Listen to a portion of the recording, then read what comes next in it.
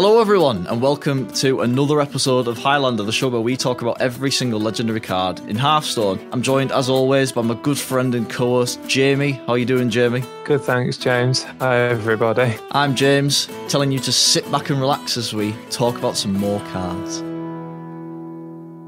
Jamie, this is part one of our GVG discussion. We're going to be talking about a few cards here. What are your overall thoughts of GVG? What's the first thing that comes to mind when you think of goblins versus gnomes? I didn't play really much, if at all, during this point of the game. This was after I'd quit originally. Obviously, it introduced the spare parts mechanic. It was very heavy on the tribal mech synergy. Well, this introduced mechs, didn't it, as well? Yeah, it did. I played a little bit during GVG, but I really didn't play very much, and I certainly wasn't like a high legend player or anything like that. I was just mucking around while I was doing my A levels, and yeah. Obviously, me and Jamie can't really speak from our personal experience of the GVG meta because we both were really participants in it. So what we are going to do is talk about what we sort of understand about the meta at the time, as well as how the cards have been relevant or irrelevant in the time that we've been playing, and maybe why that is, what that can be fixed, what shouldn't be fixed, that sort of thing. So that's where we're going to be going this episode, and we should probably start talking about our very first card.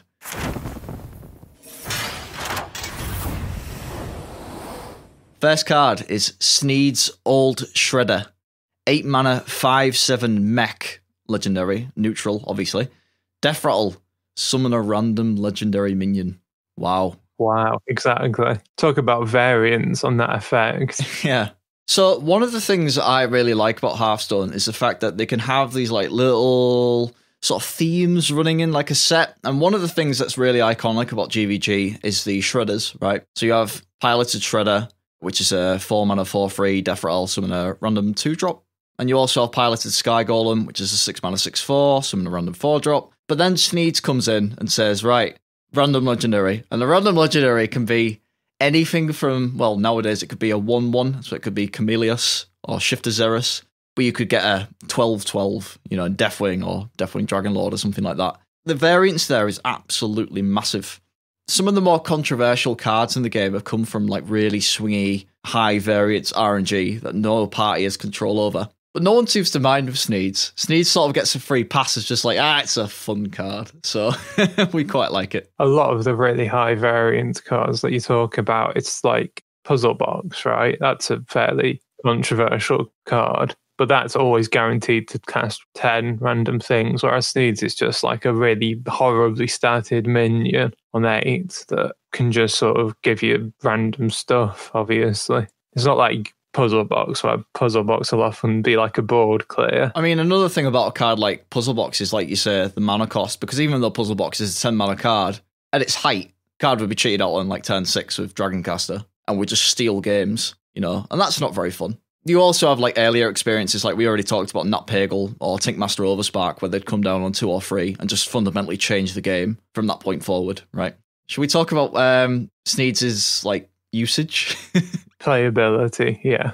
We talked last episode about Kel'Thuzad seeing some play due to it being an 8 mana card that couldn't be killed by Big Game Hunter when Dr. Boom came around. And Sneed kind of falls into the same camp of this high value 8 mana card that you can just play out on 8. And because it can't be killed by BGH, your opponent has to have some other method of removing it. So they have to assert a polymorph or a hex or something like that for that moment when you play your great value 8-drop. But it was always a really slow card. Even then, it was very, very slow. It's one of those where the card only really saw play as a meme in N'Zoth's decks until Big Rogue, if you can call that not a meme. I mean, at this point, Big Rogue's actually half decent. Sneed's being an 8-drop means that it's perfect for Big Rogue because it can cheat it out, and then it's a sticky minion. We seem to keep bringing up weird legendaries as ones that Big Rogue uses. I promise we'll run out of them eventually, but for now, why is it that despite all of these Death Rattle synergy cards and ways of cheating out, Sneed's isn't really good? Why do you think? Because there aren't enough ways of cheating it out, and 8 big, mainly the last one. 8 mana for, a 5/7 that the opponent can just go face and ignore big decks did occasionally run Sneed, but like apart from Rogue, because of the all-important 8 mana breakpoint, it's kind of a bit of an issue.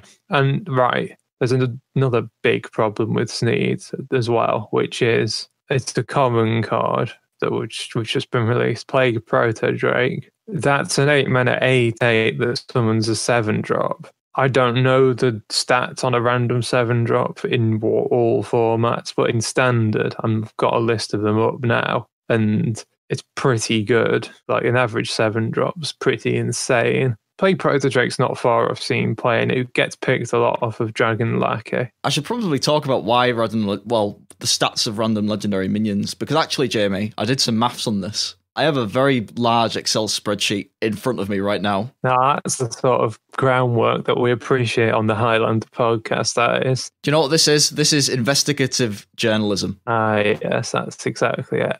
I have looked at every single legendary minion that Sneeds can pull, except from the Darkness and Magtheridon, obviously, because summoning a Torment minion that you can't awaken isn't very good. No, it's great. Just play the Darkness and Magtheridon in the decks anyway. Oh, yeah, of course. Come on, mate. If we look at the average stats of a legendary minion, are you ready for this, Jamie? Can I have a drum roll, please? The average attack of a legendary minion is 4.59, and the average HP is 5.32. I'll be honest, that's a little underwhelming. I suppose it's because most legendaries are just like a strong battle cry. Yeah. If you look at what it was back when Sneeds came out, it was 5.26 and 6.24. So it was just a little bit higher, actually. I suppose one thing that you also have to remember is that there are plenty of cards now that have really strong effects on their own, like Aviana, Yeshiraj, Kalagos, that sort of thing. But what it should indicate is that a legendary minion can be very small, it can be very, very large, but if we're looking at it as a mean, it's kind of just like a 5/5. I found an interesting Reddit post on this subject, if you want to know about that. Okay. About some guy who played against a guy got Sneeds off of Unstable Portal, which then summoned the Sneeds, and then that one summoned the Sneeds, and then that summoned Kel'Thuzad. Unlucky for the guy, that is. You've got to feel for the lad. If Sneeds worked like Dreadsteed and it just summoned another Sneeds, that would be kind of insane, right? I suppose it's like the greatest Dynamancer, but as an 8-drop that doesn't require any setup. I would say it's worse than that. It's just worse than Cruel Dynamancer, isn't it? That's the point we've gotten to, everybody. Oh dear.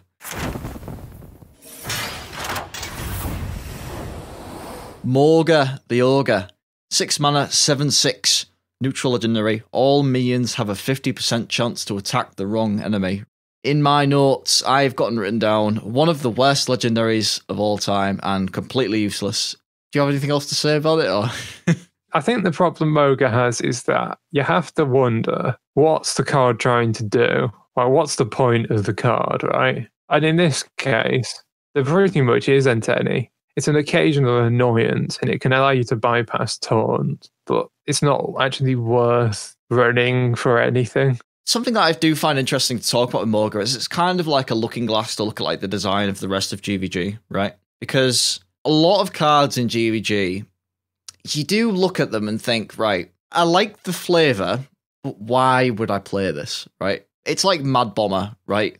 Like, why would you run Mad Bomber in a deck? It's a fun RNG effect, and you might get it in Arena, but if you're putting it in, like, Constructed, like, why would you ever run this card? And there's never been any sort of, like, Ogre synergy, for, like, that sort of thing, so... The Mad Bomber point's a good one. If you're playing Constructed, you're always just going to play Acidic Swampooze or Bloodfen Raptor above Mad Bomber, because it's consistent, and Hearthstone, as much of an RNG fest as it can be, decks that are playing 2-drops like consistency, and aggressive decks like consistency. You would just rather play Boulder Fist Ogre, and, any excuse for me to bring up the Ogre is always a happy one. And Mogor does have good stats at the cost as well, but you'd rather just be able to choose where you're attacking. That's all there really is to it, to be honest. A lot of the random effects that happen in GVG cards, they just seem to be like kind of half decent if they end up working in your favour, and then like really detrimental if they don't. But me always hit the face. But it always hits face. Yeah. What I was going to say is that with GVG, there's a card that we can talk about. Do you want to discuss this? Implosion. So, James, what do you think of Implosion as a card? Friends don't do this to each other, but part of the reason people don't like a lot of the GVG cards, and I'm making like broad overarching statements here, is the fact that like a lot of the RNG either is like kind of moot and doesn't serve any purpose, like Morga, or you have cards like Implosion, right, or Crackle, where they can either be extremely very, very good, or they can be absolutely crap, and there's no control, and no matter what happens, it feels bad for both players. If you play Implosion and it summons all the imps it can summon, you feel like, oh, fantastic, I'm so glad I put this bloody card in my deck. But the opponent's thinking, for God's sake, like, not only have they got the max amount of damage, but they've also gotten the max amount of imps. Such a variance between the two things, and it comes out early. As I say, this is the interesting thing about Mogor, is it's kind of just like the embodiment of one half of GVG's design, right? And that's the half where it's really fun and wacky RNG that we'll never see play in a competitive deck. And that's the less egregious side, and the more like intrusive, obnoxious side of it is the stuff that is actually good enough to see play. It's this thing of what you call good RNG and bad RNG, right? GVG is full of bad RNG. Good RNG is things like Discover. I mean, I say things like Discover, certain examples of Discover, right? I was going to say, like, be careful, friend. Yeah. So something like Steward of Scrolls, that new spell damage, the 5 mana 4/4 spell damage +1 battlecry, discover a spell. I think that's quite a nicely balanced card. But like obviously GVG cards don't have that control. I'm glad this team has sort of moved away from that a little bit. This isn't like my least favourite set or anything, but this is one of the reasons I don't particularly have an affinity for GVG, just because of the fact that, like you say, it's full of the sort of bad RNG and cards that don't really seem to have a purpose. I think there's still like hints of the devs trying to figure out what they actually want Hearthstone to be, right? Very much so. There's some weird stuff here. Absolutely. Shall we move on to another card?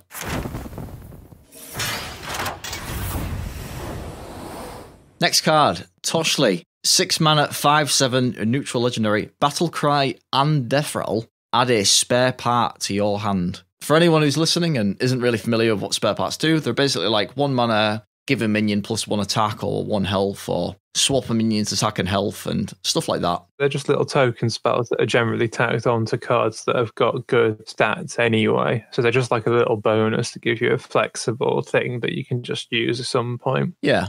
When you consider what spare parts are, a 6 mana 5/7 that Battlecry and Death Rattle generate to like 2 of these things it's really not much to it. There's not really. You play it in decks which can synergize with 1 mana spells. So, for example, like Tempo Mage sometimes ran Toshly because you could use it with Archmage Antonidas, right? And use it as a good way of generating fireballs because it would just give you 2 tokens. So on turn 9, you play Tony, and then you play your 2 spare parts. You figure out a way to do it, like get 2 fireballs like that quite easily. When you put it with things like Mechanical Yeti and Clockwork Gnome and stuff, the other things that generate spare parts that are just on decent cards anyway, and it's just kind of... And then you have stuff that synergizes with those mechs as well in Mage, and it's just quite like... It all works together quite well. Another use that people actually found for it is in like this early sort of version of Control Priest. And I don't know if you've heard of this because it's kind of like a relic of the long distant past in Hearthstone. And it's a deck called Light Bomb Priest. It's also called Chinese Priest for some reason. Yeah, I've got Chinese. I know the one. This deck often ran Toshly because you could use it to combo with a lot of the cards in the deck.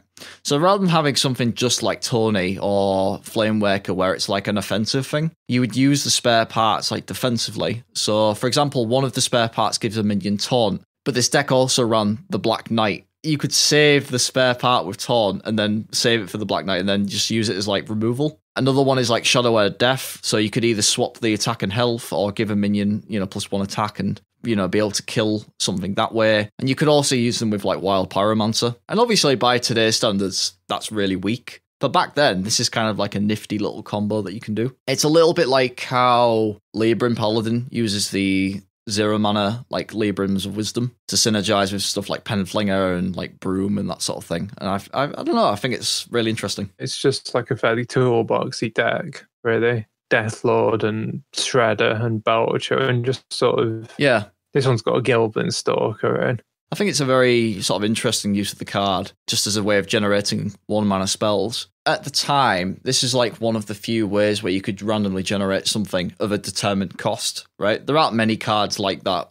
Slowly, cards like Magic Trick, get introduced where the cost is like determined beforehand. So you have a little bit more control, and it helps with like, the cycle heavy, like, we know it now as like Cyclone Mage. If a version of that deck existed a long time ago, Toshly would be played in it, but not anymore. Card is way too slow. I'm going to say, just compare it to Cobalt Spell King, which is a card that does see quite a lot of play. It's cheaper. The stats obviously a bit worse, but it's got a good tribal tag, and it gives you 2 from your class, which are going to be better than spare parts, immediately on Battle Cry. Yeah.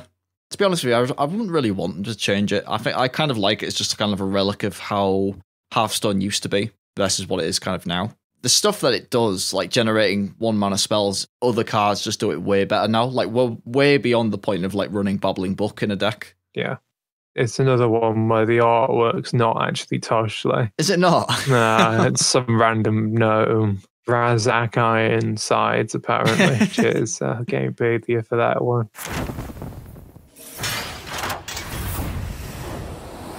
Malorne.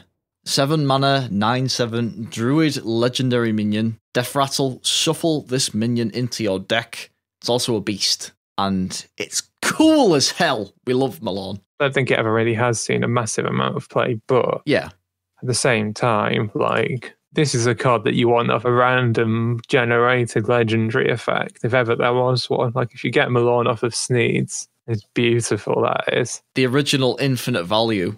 Absolutely. We'll get onto this a bit more with the next card, but I actually think the beasts are like the more interesting cards in GVG. Yeah. Why I like this card is because 9/7 is big. That's right. And a 9/7 that keeps coming back is annoying. So I just kind of shoehorn it into decks whenever I get a chance to. It goes in the Zoth Druid, and it goes in. Obviously, it goes in Quest Druid, which I think's the proper Quest Druid Jungle Giants. Of course, yes. Malorne is very nice in Jungle Giants Druid as just a sort of big guy, really. The most recent bit of play that Malorne has actually seen was, do you remember Reno Jackson posting some N'Zoth Druid list back in like early 2019 or something like that? It was kind of recently. That's what I was talking about, the N'Zoth Druid. Yeah, exactly. Reno Jackson, like famous Wild Hearthstone player, one day posted a list on like, I think the Wild subreddit and Hearthporn, as this is a deck that I got to like top 20 like Wild Legend with. I remember looking at this and thinking, what on earth is this guy on? Like, how has he done this? The reason that the deck, this really greedy deck, and it's like an absolute like fatigue, like grind at ultra value slow deck, actually worked was because of Juicy Psych Melon, right? Being able to tutor out minions from your deck. I think his list only ran 1 7-drop, and that was Malorne. And Malorne was just a good card like to play on 7 in that deck. Got tutored out like consistently. And obviously it comes back off of N'Zoth as well. So you can have lots and lots of Malorne, so you can just keep like playing them over and over again. Pretty good, honestly, and really fun, obviously. Malorne's just good. Like 9 attacks a lot. It's not seen the most competitive play, being honest. It's all right in Ramp Druid, but as a general rule, it's been kind of on the fringe for a while. It's a fun card to slot into things, really. As much as I like Malorne in that kind of deck, and I like that deck, Malorne does have this like fundamental issue of being kind of slow, right? Yeah. It doesn't have taunt on it. That's the problem. Whereas a lot of cards these days have kind of like premium stats or effects and taunt as well because of just, the power creep in the game. The other thing about it is like a really, really greedy deck does exist in Druid right now, and that is Taunt Druid, right? With Hadronox, like we said in the N'Zoth build. But it doesn't really run Malorne, and the reason for that is because it'll run the Undertaker, but it will also run like Astral Tiger, right? To give the Undertaker the death rattle of shuffling the minion back into your deck. Yeah. Like, if you're doing it for that, and that's your end game of like summoning the Undertaker and N'Zoth and, getting all of these like boards over and over again, there's no real reason to run Malorne because it's just too slow and like clunky to actually activate, right? That's kind of the problem with it. It's kind of a fine card though. That's what I mean. It's when it comes in play against you, you're like, oh, that's annoying. Yeah, that's the thing I have to deal with now. There is a kind of version of Malorne that's kind of present in standard nowadays, and that's Waxadread. That's kind of like the 2020 version of Malorne, I suppose. But that doesn't really see any play at the moment, does it? Even though that is as simple as you draw it and it summons immediately. Maybe that's like a rogue problem. Wax of Dread sees more play in Wild, to be honest with you. That rogue deck that I've been playing, Wax of Dread's really good in that deck, honestly. I'll put the link to this actually in the comments. But yeah, for the record, this is a fun card, and I do hope it sees more play in the future. I wouldn't really want to change it, to be honest. I kind of like it as it is. Hey, why don't we just give it charge? Oh yeah, no, I'd like that. I'd make it a Hunter card at that point. Smooth segue into our next card.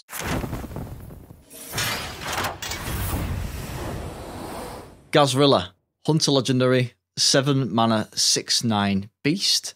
Whenever this minion takes damage, double its attack. I was just going to say, this is my favourite card in the set by some distance. I think it's a good choice, absolutely. Why do you like Gahz'rilla so much? I think it's got the whole lot, really. It's a cool effect, like a really cool effect. I think the flavour is really good. I love it when cards get really over the top in terms of like stats and whatnot, and this gets the most over the top out of probably any card in the game. There's this weird kind of meme with Hunter where Hunter gets like a bunch of decent cards, but it gets really kind of bad like legendaries. And I don't think Gahz'rilla is like a bad card, but it's never really been like a meta thing. No, not really. I think when you actually look at the card on the face of it, it's pretty damn good. A 6/9 for 7 is very premium stats, right? Absolutely. You can't trade into it because it'll just snowball. So you have to hard remove it. When Gahz'rilla's on the board, your opponent's not going to let it survive a turn. I can't help but think it may have seen more play in other classes. Like, imagine this thing in Warrior, right? Because in a rage just turns it immediately into just being stupid, right? Bloodraiser, Warpath, Ravaging Gut, like just there are all manner of things that Warrior can do easily. On to actual usage. There's not that much except for one of my favourite decks, the Gahz'rilla OTK. This is the Scarlet Webweaver, Loose Specimen, and Tundra Rhino combo. It is exactly that. The way it works is you play a Scarlet Webweaver, and it has to hit either Loose Specimen, Tundra Rhino, or Gahz'rilla. Play another one to reduce the beast further. And then what you do is you play... It's so ridiculous.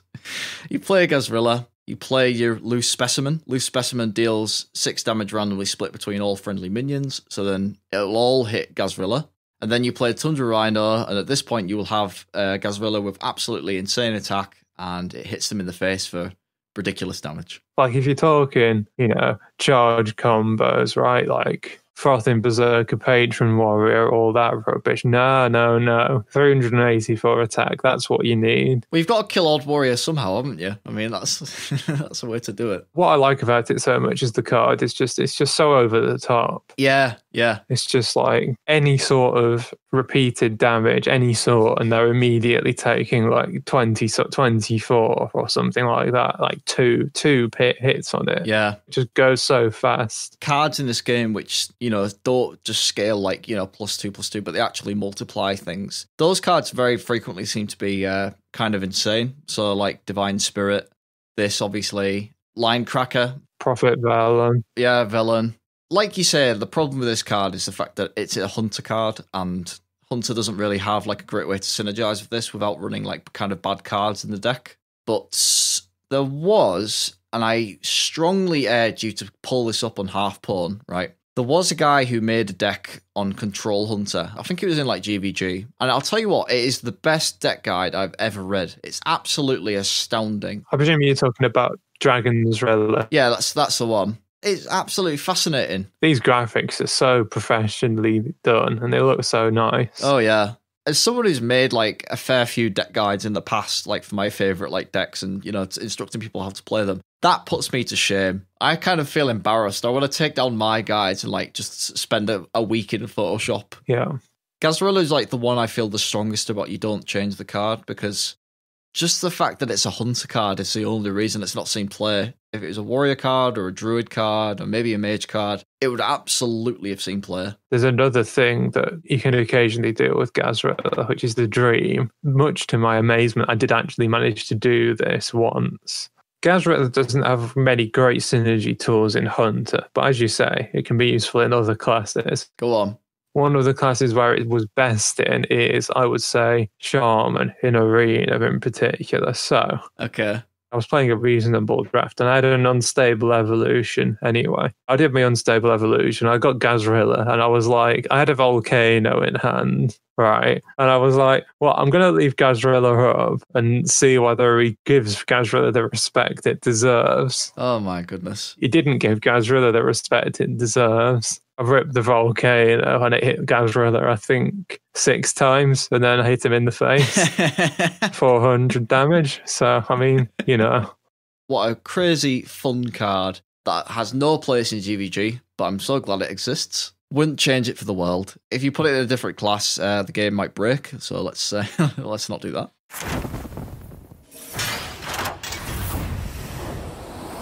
That was our discussion on the first part of GVG. I hope you all enjoyed very much. I know we had quite a bit of fun. But anyway, for now, that's goodbye from me. Goodbye from me. Thanks for listening, everybody. Aye, stay safe out there.